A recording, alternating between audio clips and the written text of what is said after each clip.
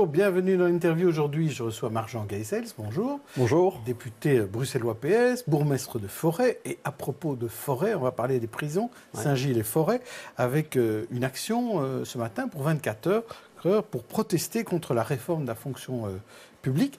Qu'est-ce que ça a comme conséquence, une grève comme ça de 24 heures des gardiens de prison? En fait, chaque fois que je viens vous rendre visite, on parle des prisons, il y a toujours quelque chose. Ben, ça impacte évidemment le personnel de la zone midi, puisqu'on est obligé d'intervenir en partie pour mettre du personnel à disposition. Donc il y a des policiers qui normalement devraient se trouver sur le terrain de Forêt, d'Anderlecht ou de Saint-Gilles, qui vont se trouver en prison aujourd'hui, qui vont peut-être aller passer leur nuit en prison.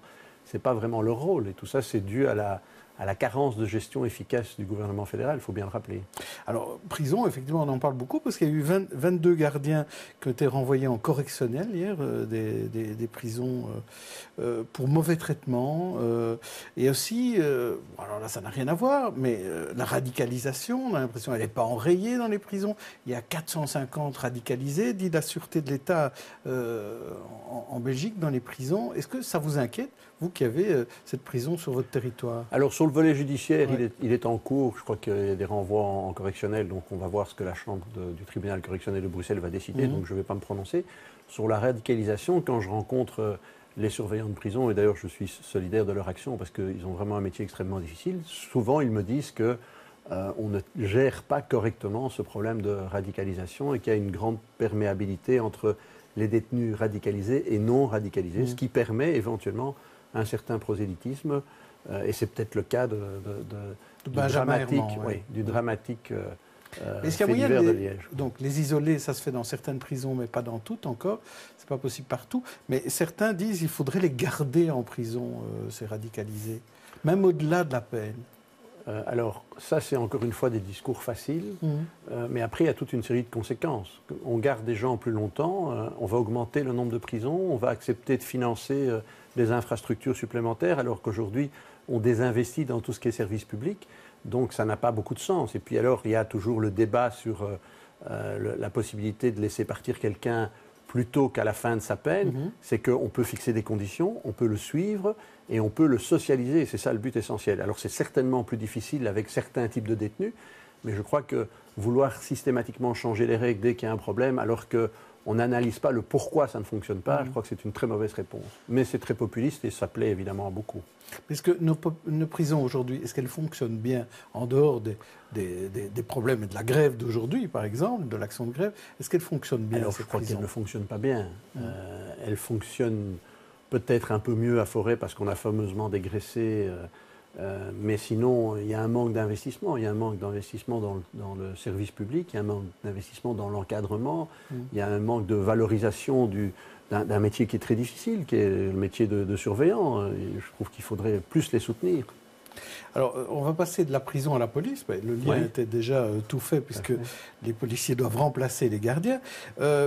Les policiers visés par les terroristes comme à Liège, c'est quand même très émouvant. La population était très, très émue par cela.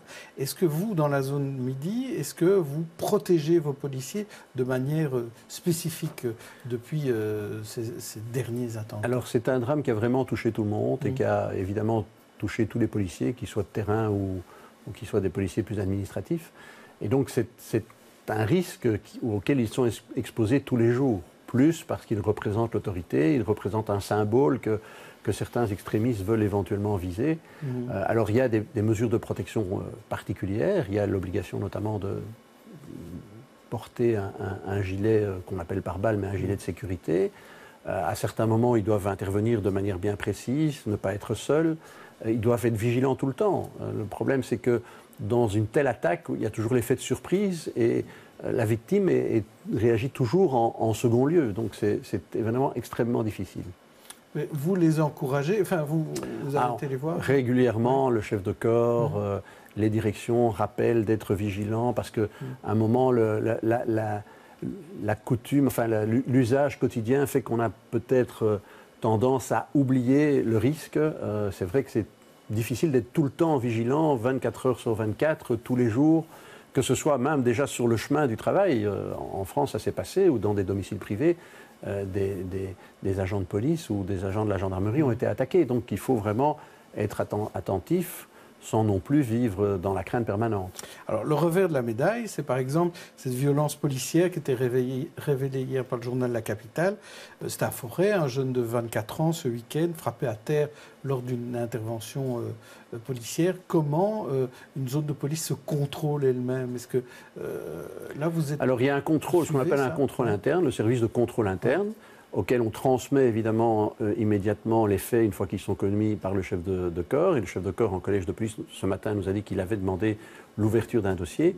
J'ai aussi appris par la presse que la personne avait été déposée plainte au comité P, qui est donc un contrôle externe à la zone de police. Et il y aura éventuellement peut-être un troisième contrôle, le contrôle judiciaire, puisqu'il y aurait peut-être une plainte pénale qui sera déposée. Donc, et si dans ce cas-ci, il y avait même carrément une vidéo, le fait que ce soit rendu public assez rapidement par les réseaux sociaux, par la presse, vous oblige finalement à agir? Alors, on n'a pas besoin de la pression des réseaux sociaux. Si un tel comportement est porté à notre connaissance, que ce soit public ou pas, d'office, le contrôle interne est saisi. On le laisse mener l'instruction à charge et à décharge. Et puis, à un moment, le dossier nous est présenté ou est présenté au chef de corps en fonction du grade de la personne concernée, ou revient devant le collège de police en fonction du grade ou de la gravité des faits. Et donc, régulièrement, on prend des mesures disciplinaires à l'encontre des policiers qui ont éventuellement commis une faute. Et on examine toujours ça avec beaucoup de sérénité et beaucoup d'attention. Justement, il y a 2 semaines, on en parlait sur BX1. Votre collège, donc Charles Piquet, Éric Thomas et vous avez décidé de déplacer le patron de la brigade canine, qui est soupçonné d'antisémitisme et d'harcèlement par 5 personnes de son équipe. Et l'affaire avait déjà été révélée en interne, mais là aussi, c'est un contrôle, mais qui arrive un peu tard finalement. C'est pas un contrôle, c'est pas un contrôle qui arrive tard, parce que dès qu'on a connaissance des faits, le contrôle interne est saisi. Je crois qu'il faut le laisser travailler. Il travaille à charge et à décharge. Et comme je vous l'expliquais tout à l'heure, il y a aussi des témoignages positifs en faveur de cette personne. Donc c'est extrêmement difficile à ce stade de nous faire un avis. On n'a pas connaissance de l'instruction du dossier. Le dossier va arriver au collège de police quand il sera totalement clôturé. Et ici, élément de plus, c'est que d'après ce qu'on a comme information, il y a une plainte qui a été déposée au parquet de Bruxelles. Donc on va vraisemblablement attendre la fin de l'instruction ou de l'information au niveau judiciaire pour que le dossier soit traité en interne par le collège de police. Alors, une autre thématique qui touche tout le monde cette semaine, c'est ces déclarations de Theo Franken. Et ce n'est pas seulement des tweets cette fois-ci, c'est des déclarations carrément des journalistes et à ses collègues ministres européens. Il est favorable à une Europe plus imperméable aux migrants, en suivant ce qu'il appelle le modèle australien. Il rejette aussi une interprétation trop laxiste des conventions européennes de manière à pouvoir refouler plus facilement les migrants. Je vais vous demander votre réaction, je vous en propose 3. La première, c'est un dérapage frankenien de trop. La deuxième, la Belgique suit en quelque sorte la majorité des pays européens qui commencent à durcir leur politique migratoire. Et il y a des jours où on préférerait rester couché. Oh, il y a des jours où on préférerait rester couché, certainement pas. Je crois que tous les jours, il faut être au combat, surtout quand on a des gens comme Franken au gouvernement. Un dérapage de plus, oui, on va avoir un recadrage de plus du Premier ministre, donc il ne va plus être Premier ministre, il va être cadreur en chef. Monsieur Michel, je trouve c'est terrible, parce que quand on discute avec... Il y a encore des libéraux progressistes, ils sont de plus en plus minorisés et on les entend de moins en moins, ils sont extrêmement mal. Il y a vraiment... et j'entendais l'autre fois Louis Michel, et je le voyais l'autre fois s'époumoner au Parlement européen. Il doit être terriblement mal dans sa conscience de voir son fils qui participe à un gouvernement avec des gens extrémistes, totalement extrémistes, comme M. Franken. Je crois qu'il y a la conscience humaniste de ce gouvernement disparaît tous les jours un peu plus. Et je crois que les gens ne vont pas oublier ça. Je crois que la volonté du MR de rester au pouvoir à tout prix, à un moment, ils vont le payer très cher.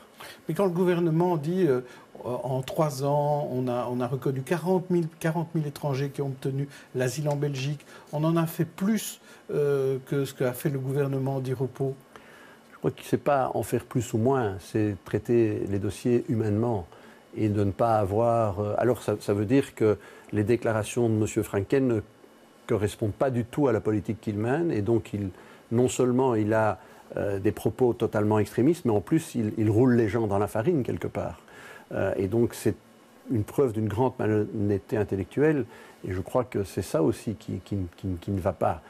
Mais la manière dont on traite ces gens qui sont en difficulté, en les pointant du doigt, en les expulsant, en les malmenant, en faisant des rafles, c'est totalement inacceptable.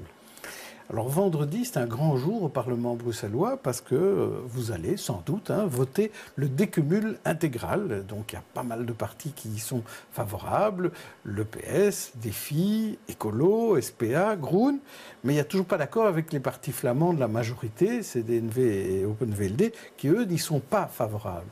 Est-ce qu'un vote vaut une crise ?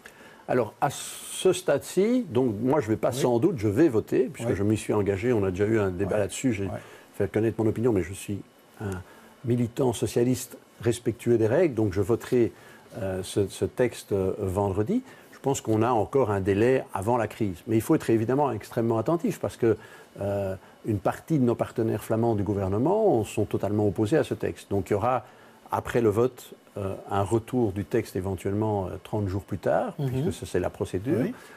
Pendant 30 jours, il y aura certainement des discussions et la sagesse finira par l'emporter. Mais la sagesse, c'est quoi? C'est de trouver un accord avec eux ou bien finalement leur dire, vous savez, c'est la majorité qui a toujours raison? Ça, la sagesse, ce sera les sages qui détermineront ce qu'est la sagesse dans ce cas-ci. Est-ce qu'on va jusqu'à une crise, puisque certains disent qu'on pourrait aller jusqu'à une crise communautaire en région bruxelloise qui ne s'est plus connue depuis très longtemps, que certains même disent que ce problème remontera au Parlement fédéral, ça on verra. Je crois qu'en tout cas la stabilité de notre gouvernement, de nos institutions régionales bruxelloises et la bonne entente francophone, néerlandophone à Bruxelles, comme on la connaît depuis des années, doit aussi être quelque chose à préserver. Donc vous êtes plutôt du côté de votre collègue Charles Piquet qui voudrait atténuer les choses, plutôt que du côté des bouts de feu qui disent on a la majorité, on a tous les droits. Alors il y a des bouts de feu qui se nourrissent éventuellement des querelles communautaires, ce qui est un peu dommage.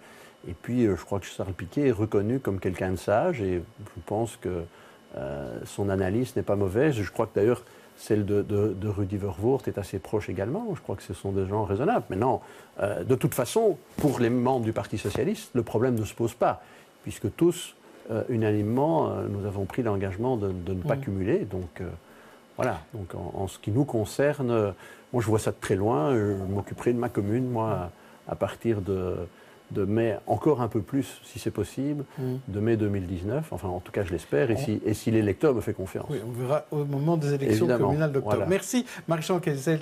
On se retrouve demain avec un autre invité. D'ici là, bonne journée, bonne soirée à tous.